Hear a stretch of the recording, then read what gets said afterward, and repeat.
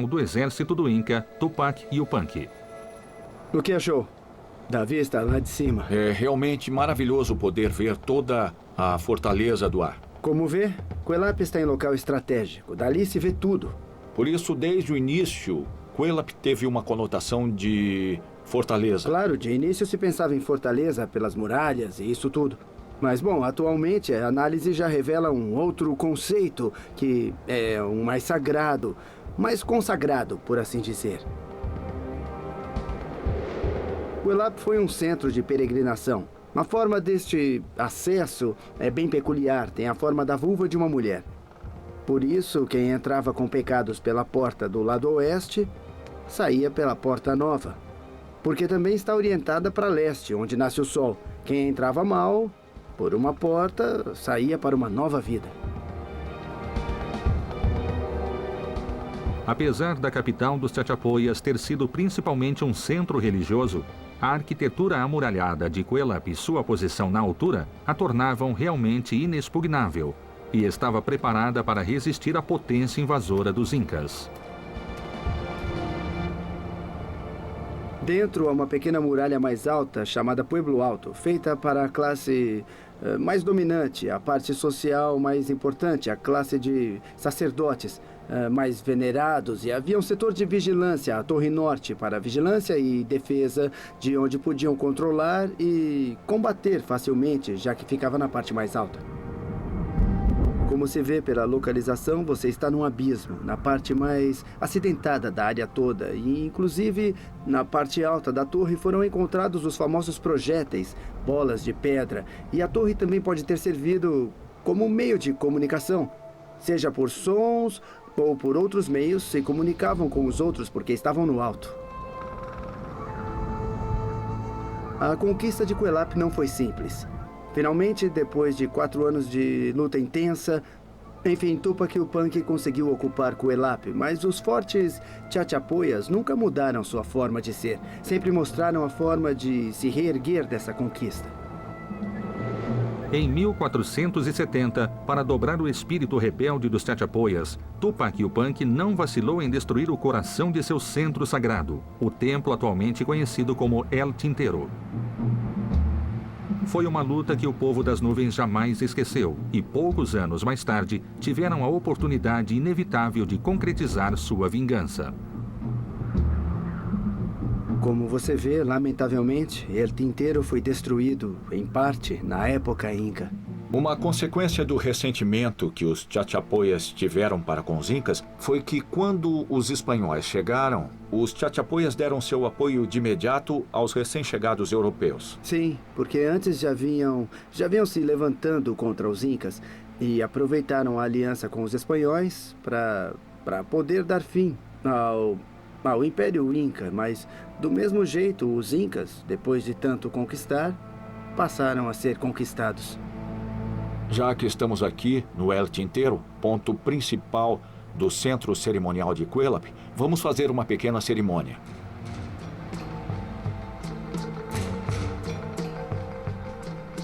Durante séculos, o templo central dos Chachapoyas recebeu peregrinos de todos os rincões dos Andes. Uma prova de fé que a exploração renova no presente com oferendas obtidas nos 4 súdios incas.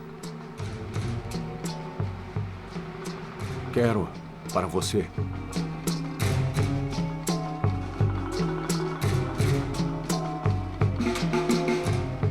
Trouxemos seu espôndilos dos mares do norte, como nossos antepassados traziam do Equador.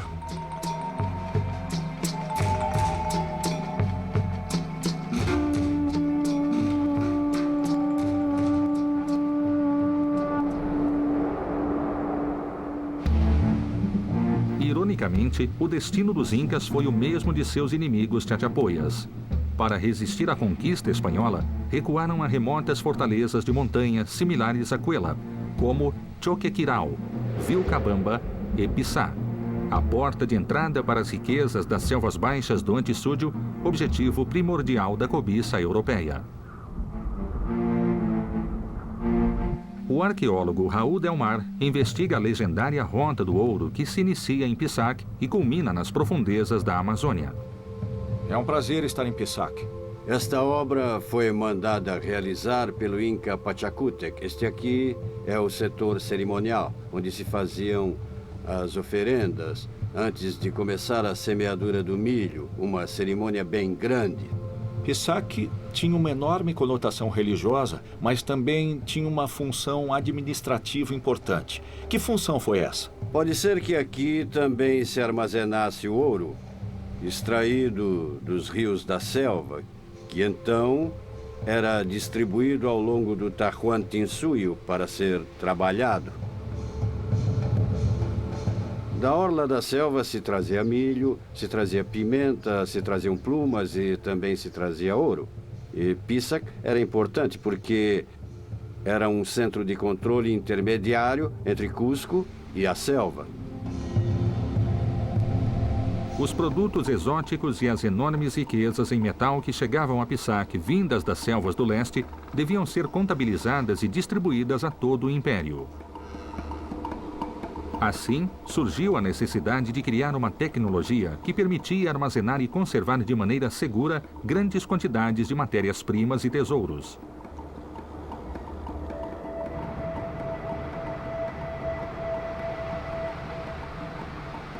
Raul, arquitetonicamente, Pisac é impressionante. Sim, essa era uma cidade completa, uma llacta, e cada llacta tinha vários setores. Todo este setor que se vê aqui em cima é um setor onde há colcas, onde se guardavam roupas, alimentos e também serviam para guardar todos os minerais, como o ouro, a prata que traziam dos Andes. As colcas eram depósitos e tinham vários tipos de construção. Dependendo do produto que se ia armazenar, havia todo um sistema complexo de ventilação e de tratamento para poder conservar e proteger esses produtos. Os incas construíam as colcas, ou depósitos em passagens estritas das montanhas, para aproveitar os ventos encanados e variavam a altura de sua localização para produzir diferenças de umidade e temperatura do ar no interior. Além das colcas, existiam outras reservas onde os incas reuniam metais preciosos, as tumbas, que também foram vítimas de voraz saqueio espanhol. Este é todo um contexto funerário, que contém os vários enterros dos povoadores desta área. O que continham as tumbas? As tumbas tinham cerâmicas, tinham objetos preciosos, feitos de ouro, de prata, suas facas, seus adornos, que iam ser úteis quando... Na viagem para o outro mundo. Exato. Por isso mesmo foram saqueadas, porque as tumbas continham riquezas. Os incas perceberam muito rapidamente que os espanhóis estavam atrás do ouro e buscaram lugares para esconder os tesouros, o ouro. Mas há um mito, uma lenda importante, a de Paititi, lugar onde dizem estar o Eldorado. Sim, justamente, mas é um mito. Já fizeram centenas de expedições desde a época espanhola até agora, em busca de Paititi. A lenda de Paititi causou expectativas durante muitos anos, centenas de anos. Parte dessa riqueza possivelmente tenha sido escondida nas selvas do Antisúdio, porque são lugares inacessíveis, com muitos animais e doenças, tudo isso. Por isso, muitos espanhóis morreram e também muita gente dos tempos modernos. As pistas para chegar aos templos dourados de Paititi estão sepultadas nas selvas da Amazônia peruana. A exploração avança e segue o rastro da mística cidade de ouro e sobre a trilha de centenas de aventureiros que, na maioria dos casos, desapareceram nas brumas do mistério. Exploração Inca. A jornada continua em direção das profundezas do misterioso Antisúdio, a região oriental e a menos explorada do Império. Segundo a lenda, no meio da selva amazônica peruana, os incas construíram Paititi, uma mítica cidade onde teriam ocultado seus maiores tesouros.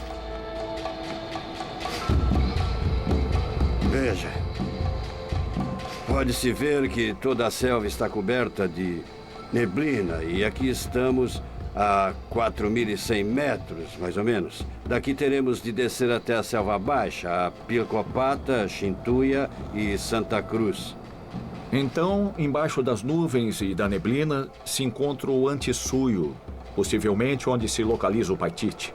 Vamos encontrar uma enorme quantidade de grupos arqueológicos que ajudaram a criar todo esse mito e as lendas sobre a existência de Paititi.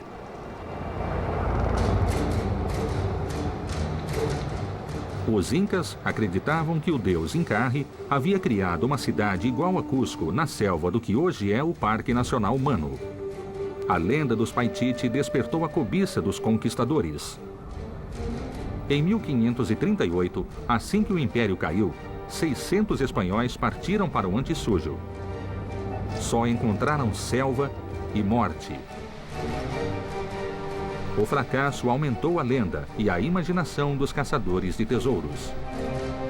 Há uma versão de Sarmiento de Gamboa que diz que, nas alturas do Cerro Pachacútec, 300 lhamas e 300 homens levaram tesouros e que nessa área foram enterrados, possivelmente em local escondido na selva. No Museu Eclesiástico de Cusco se conserva um mapa do século XVII que, apesar de dar a localização de Paititi, adverte que todos os reinos se limitam com ele, mas ele não se limita com nenhum. As expedições para achar a segunda Cusco na selva continuam, e há a suspeita de que as enigmáticas figuras gravadas em pedra poderiam encobrir o verdadeiro mapa que conduz a Paititi. No encontro da planície montanhosa com a orla da selva dos Quero, há rochas onde podemos ver várias figuras iconográficas que estão relacionadas com a simbologia e a cosmogonia do mundo andino e que ocorrem ao longo de quase toda a orla da selva.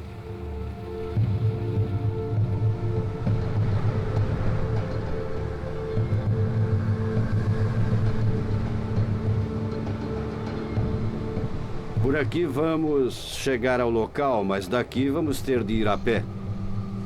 Na mais profunda selva, onde o clima, as doenças e os animais tornam a vida humana quase impossível, encontram-se as que seriam as pistas mais firmes para descobrir o caminho para Paititi. Vamos poder ver petróglifos da comunidade dos Quero, que se limitam com Pilcopata. Os petróglifos poderiam ser um dos sinais indicativos do caminho ao que chamam de Paititi. Claro, pode ser a localização de muitos assentamentos ou de muitas lhactas da época Inca que se situavam ao longo da orla da selva ou na selva média. É como um sinal dos passos para os Incas na ocupação de toda a área.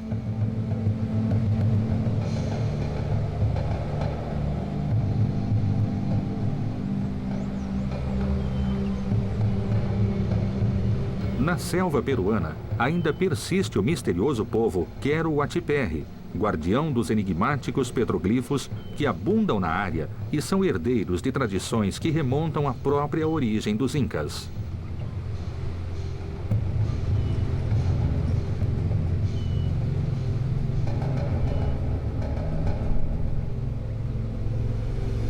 Olá, bom dia. Tudo bem? Bom dia. Viemos ver a Pedra de Quero. Esta pedra pertence à comunidade nativa de Quero. Eu sou neto da comunidade da etnia Huatiperri. E estou aqui fazendo uma limpeza. Eu estou cuidando. O local ainda se mantém como ponto de cerimônia e de peregrinação de sua etnia e da comunidade? Certamente, continua assim.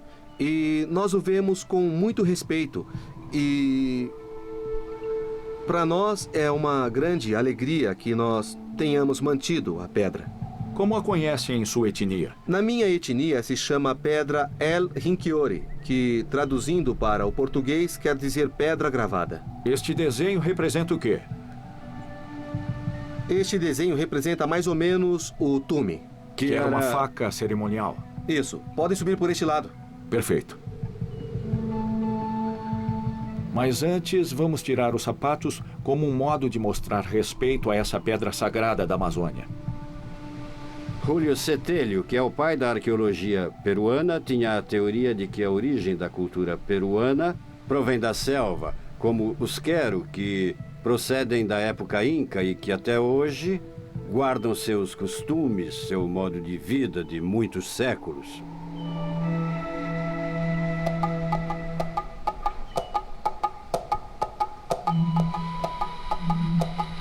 Continuamos subindo. Com cuidado. Essas são todas as gravações que há. Algumas figuras desta rocha dos quero têm relação com a astronomia. Por exemplo, poderíamos ver a cruz andina como sendo o Cruzeiro do Sul, a cruz pequena e Órion viria a ser a cruz grande. Assim eram reconhecidos no mundo andino. E fazem cerimônias as pessoas de sua comunidade aqui? Sim, quando descemos de Queros de balsa, nós sempre entramos um momento. E falam com as rochas? Falamos assim, mentalmente. Em nossa língua, Deus é Apan. Apan. E nós dizemos, Apan, permita que passemos e faça-nos chegar com tranquilidade a Picolpata. E é só isso que dizemos. Fechamos os olhos num instante e é só isso. Há muita gente que acredita que essas representações simbólicas que foram sendo gravadas nas rochas sejam mapas que indicam algum tesouro, a localização de alguma aldeia antiga da época inca que tenha muitos tesouros. Veja, eu conheci vários exploradores que procuravam Paititi, mas eu creio que seja em vão que o relacionam com ouro e as comunidades nativas. Em nossa etnia, ninguém conhecia o ouro. Nem hoje conhecemos o ouro. Existe Paititi? Bom, para mim não existe Paititi. Creio que sejam só mitos e lendas que, ao largo dos anos, foram sendo criados. Mas sim, existe sim o tesouro e eu vou mostrar a vocês. Aqui na Amazônia, no Antissuio, Mas sim, ainda temos um tesouro a descobrir? claro. Vamos conhecê-lo. A busca de Paititi é um imã cada vez mais poderoso. Talvez os incas tenham urdido a lenda para que futuros exploradores descubram uma riqueza inesperada. Qual será então o verdadeiro tesouro dos incas?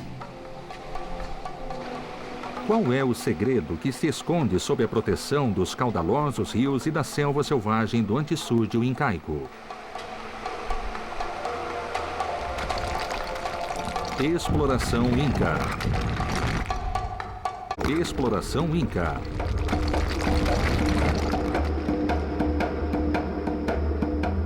Na mais profunda selva peruana, o antissúdio dos Incas, uma série de misteriosos petroglifos, arrastou várias gerações de exploradores a uma vã tentativa de achar Paititi, a cidade de ouro perdida. Algumas dessas inscrições em pedra se encontram no território dos Quero-Watiperri, possivelmente um dos povos que deram origem ao grande estado incaico.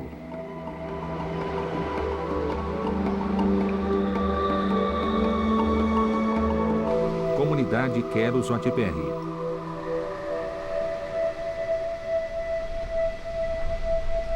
Boa tarde. Boa então tarde. nós chegamos. Eu Olá. apresento Felipe Oi. em visita Como à vai? comunidade. Boa tarde. É um prazer estar aqui em sua comunidade de Quero. Então, Felipe, vamos passar um momento com eles. A senhora está ali nos esperando com o almoço na mesa. Perfeito, vamos para lá.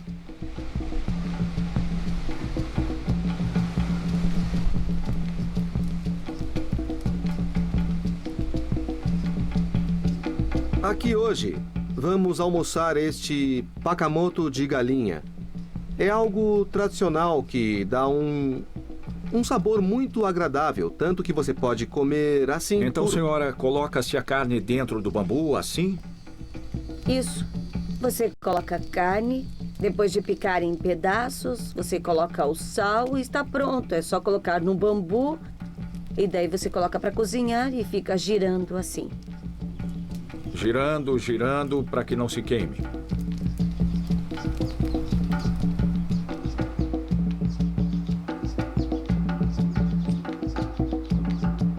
O povo quero é um tesouro em si mesmo, porque abarca toda a história dos Incas. Sua origem estaria nos Huachiperres da selva, e nos cumes gelados dos Andes, os quero conservariam ainda intacto o esplendor imperial. A comunidade dos quero amazônicos tem alguma relação com os quero andinos? Antigamente, creio que tenha havido comunicação entre eles.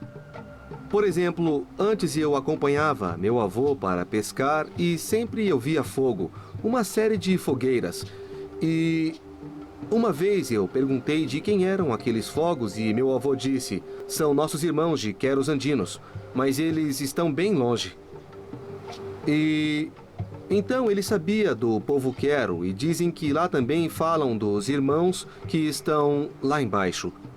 Houve uma relação antigamente. Então esse ancião, Felipe, vai entregar a você um pequeno presente para que você leve para lá, para os nossos irmãos de queros andinos. Muito obrigado, Fred. Aqui está, é um presente. Muito É obrigado. pro senhor. Muito agradecido, Taitita. Estas plumas são muito valiosas para nossos irmãos andinos. Eles vinham constantemente da montanha para a selva para levar plumas. E agora eu mesmo vou levar como chasque e vou levar uma saudação do povo quero amazônico. Obrigado, Taitita. Agora o ancião vai nos cantar uma música dedicando a ele o capiro, como se você fosse o capiro, a garça que vem, mas logo vai embora e não se sabe quando volta.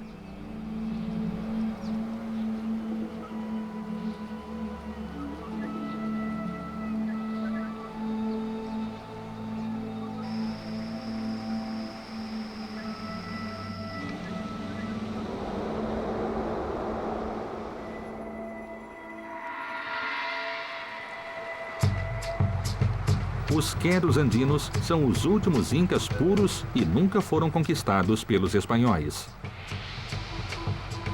Vivem isolados a 5.000 metros de altura, em um território que os protegeu do extermínio. Em meados do século XX, iniciaram seu contato com o Ocidente. Sua missão era transmitir uma mensagem ancestral.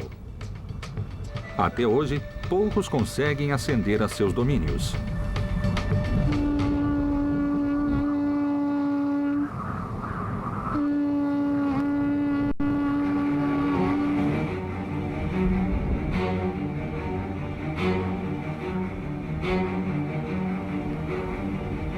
Antoine George é um pesquisador francês que convive há uma década com os quero. Ele conhece o caminho para retroceder até o passado inalterado dos Incas. Chasque, Olá, Antoine. como vai? Tudo bem? Como está a sua viagem? Bom, estou vindo dos quero amazônicos Ah, que bom. e trago a você um presente, Antoine, uma pluma de arara dos quero amazônicos. Ah, muito obrigado, irmão. Não é nada. Obrigado. Agora vamos caminhar e voltar juntos. Valeu, muito Pelo obrigado. Tudo o que se vê por aqui é território quero até lá embaixo, até atrás daqueles apos, são 5 comunidades. Veja o caminho que vamos fazer. Tudo isso é da comunidade Rapo. Das 5 é a que fica mais ao sul. Mas vamos por uma extensão da comunidade Rapo que se chama de Anaruna, ou Pedreira Negra. Os quero vivem em território muito árduo, muito difícil, e há 3 patamares ecológicos. Um desnível de mais de 3.000 metros no flanco amazônico dos Andes. Aceder a esse território já é complicado porque se deve percorrer muitos caminhos de pedra e de terra. Depois caminhar muitas horas, passar abras ou passagens a mais de 4.500 metros para chegar às primeiras aldeias. Janaruma está suspensa na beira dos Andes, onde nascem os rios que descem para a Amazônia. Na entrada do povoado, aguarda Dom Sebastián, o líder da comunidade.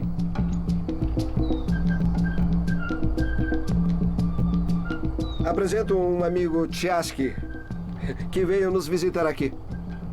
Os Queros são uma das poucas populações do Tahuantinsuyo que ainda conservam suas tradições e raízes, principalmente incas.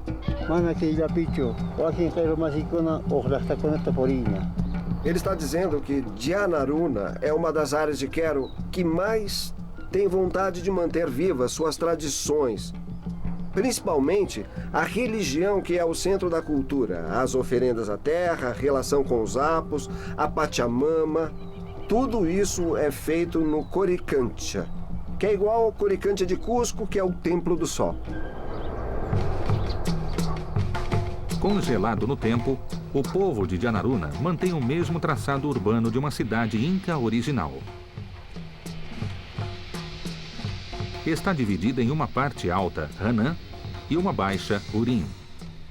O eixo central divide o espaço de norte a sul e desemboca no Coricancha, o infalível templo circular inca orientado para a saída do sol. Os Quero tiveram a sorte de não sofrer a dominação colonial espanhola.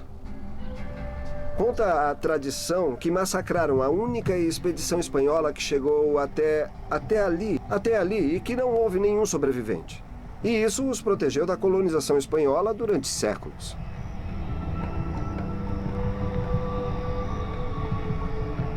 Como é o nome dessa dança? Essa dança? Puliai, que significa brincar. Eles cantam suas tristezas, suas alegrias.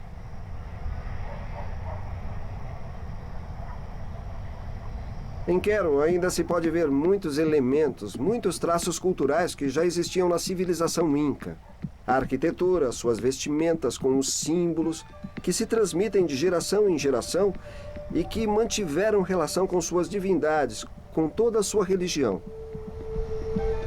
Como esse conhecimento foi transmitido? Por exemplo, nos tecidos. Os antepassados fizeram, os nossos tataravós também fizeram, e nós estamos mantendo isso. Esta é Chuncho. Chuncho significa o habitante da selva, principalmente dos Watimperres, que estavam... Isso possivelmente confirma que Quero talvez encontre sua origem abaixo da montanha. E tem um símbolo que significa um encarre, o retorno do Inca. O encarre é um personagem que, quando ele foi aprisionado pelos conquistadores, foi cortado em pedaços e o enterraram nas 4 partes do Tahuantinsuyo. E há uma profecia que diz que quando a cabeça de Encarre se juntar com o resto de seu corpo, será restaurada a cultura do Tahuantinsuyo. Esse é Encarre, nosso poder. As tradições incas sobreviveram intactas em Janaruna, e o poder de Encarre ressurge em cada uma de suas cerimônias milenares. 5 séculos depois da queda do Império, os sacerdotes Quero se preparam para realizar a homenagem aos deuses, um ritual comum ao mundo andino, mas que só aqui se conserva em seu estado básico e que raramente compartilham com os poucos viajantes que conseguem alcançar seu impenetrável território no teto dos Andes. Exploração Inca. Exploração Inca.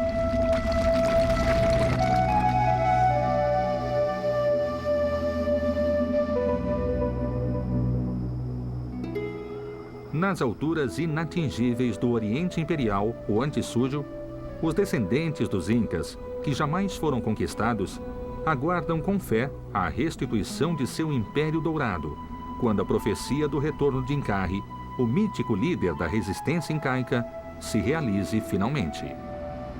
Até então, revivem o esplendor de seus antepassados em cada uma de suas cerimônias, de acesso quase impossível a qualquer pessoa alheia a seu mundo suspenso no tempo.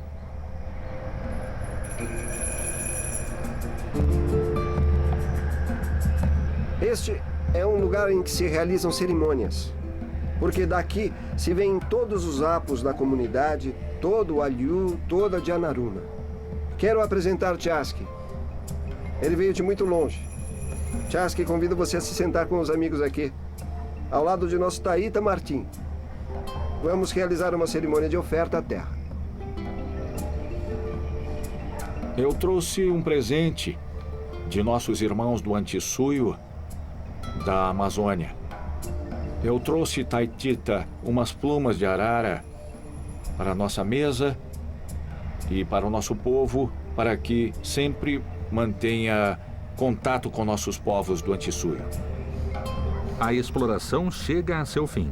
As 4 regiões do Tahuantinsuyo, o grande estado incaico, foram unidas pelo último dos Chasquis, os mensageiros sagrados dos Andes, para conhecer as bases de 10.000 anos de sabedoria e como os Incas construíram, em tão somente um século, o maior império da América. Dos povos do Codiaçúdio, ao sul do império, obtiveram os conhecimentos com os que construíram edifícios megalíticos com pedras de várias toneladas que se unem entre si com precisão inigualável. Estas são as maiores rochas que vimos em todo o Tahuantinsuyo, Vincent. De onde as trouxeram? Daquela montanha. A pedreira está lá, muito acima. E para o traslado, tiveram que usar uma técnica especial. Exatamente. O transporte das enormes pedras até o alto dos Andes é um dos grandes enigmas da engenharia antiga. Mas um dispositivo desenhado pelo arquiteto Vincent Lee poderia ser a resposta final ao mistério milenar. O que é isso, Vincent? Essa máquina é uma ideia minha. Mas primeiro, nós temos que mover a roça. Vai! Vamos lá, vamos lá. Opa, cuidado aí. Mais uma vez. Dois. Muito bem. Vamos, está funcionando. Três. Isso. Esta parte é mais difícil agora. É a parte mais íngreme. Estamos prontos? Vamos lá, vai, juntos. Isso. Bravo. Com o talhado perfeito das pedras, os Incas eternizaram seu poder e sua glória. Desvendar como o fizeram é compreender a essência de seu legado. Aqui temos um ângulo de mais ou menos 45 graus. O principal é manter a linha de prumo. Sim. E com isso, é possível duplicar abaixo e atrás. Como os Incas, as pessoas já estão trabalhando aqui mais ou menos há 2 semanas para cortar isto. Muito bem, amigos. Vamos descer esta parte. Essa parte aqui é um pouco perigosa. Devagar. Cuidado. Muito cuidado. Um pouco mais. Isso, um pouco mais. Exato. Minhas ideias são teorias, nada mais. Ninguém sabe os métodos usados pelos Incas, mas me parece que os resultados são maravilhosos.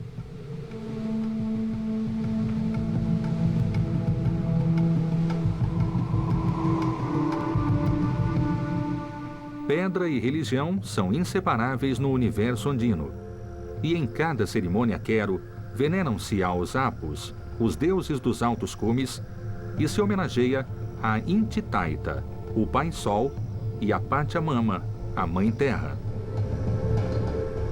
A natureza continua a ser o templo principal dos Incas, como sempre, há milhares de anos.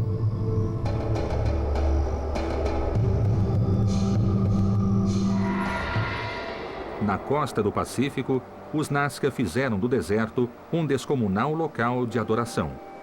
Suas gigantescas linhas traçadas nos pampas do Contisúdio, o ocidente do Império, foram reproduzidas pelos Incas nos traçados urbanos de suas cidades, que foram desenhados como megaformas animais voltadas para os céus. Vamos fazer o desenho de um camelídeo andino com as mesmas técnicas que os Nazcas usaram para desenhar suas linhas. Isso. Consiste em traçar no próprio solo um desenho, no caso de camelídeo, em proporções menores, para depois aumentar tantas vezes quanto se queira a figura no plano horizontal. Uma vez que a estaca está colocada, usa-se uma corda que se estende ao longo e sobre a figura que se quer elaborar. Bem localizados os pontos básicos, vamos interrelacionando cada um dos pontos e teremos uma figura. Vamos limpando, digamos, a linha Isso, a e linha. vamos aumentando em proporção. Isso. As linhas de Nazca eram trilhas ou caminhos sagrados sobre os quais se deslocam até hoje no altiplano as pessoas que descem de uma montanha levando oferendas que são depositadas em outra montanha, seguindo um eixo que tem alinhamento astronômico. A Pampa era um grande templo sem paredes para realizar rituais.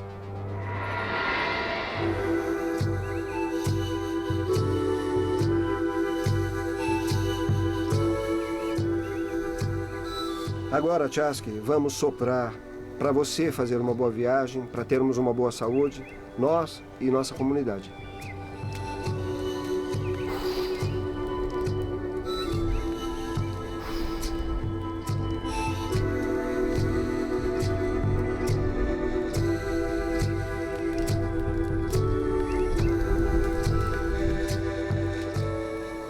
A conexão espiritual dos últimos incas com o cosmos se mantém inalterada.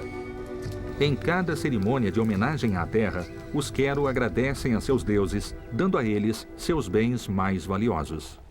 Para os incas, nada tinha mais valor do que um misterioso molusco conhecido com o nome de múdio ou espôndilus, que habita as águas cálidas do Oceano Pacífico, frente à costa do Equador. A presença do espôndilus mais a sul do que o habitual era anúncio da chegada do fenômeno El Niño, dado-chave para organizar o ano agrícola.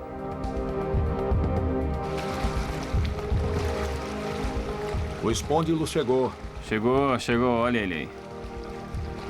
Este é o alimento dos deuses. Por isso os incas vieram até aqui, em Salango, buscar o espôndilus. Como está em perigo de extinção, vamos deixar este aqui nas profundezas do mar para que se conserve. Rai Salango, por nossa mamacocha.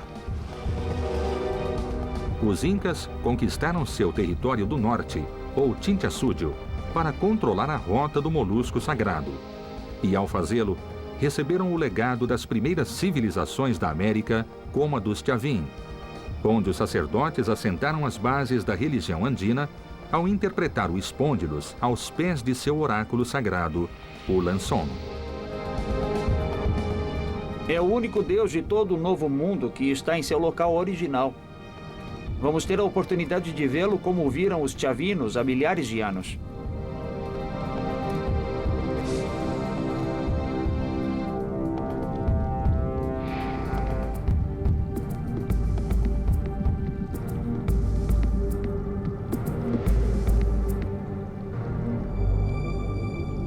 O que você acha? Realmente impressionante. Quem entra aqui tem a sensação clara de estar em um lugar sagrado, centenas de anos depois que o local já não funciona mais como templo. Então o oráculo Chavin continua falando? Isso mesmo. O espôndilus foi ignorado pelos conquistadores e, em seu lugar, o ouro foi motivador dos saques e da destruição do império.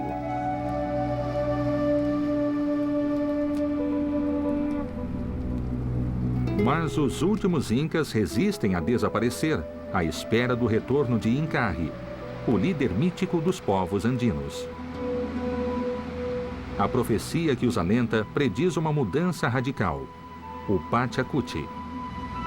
Será o fim de um ciclo de submissão e o início de uma nova idade de ouro para os povos originais ao longo de todo o continente.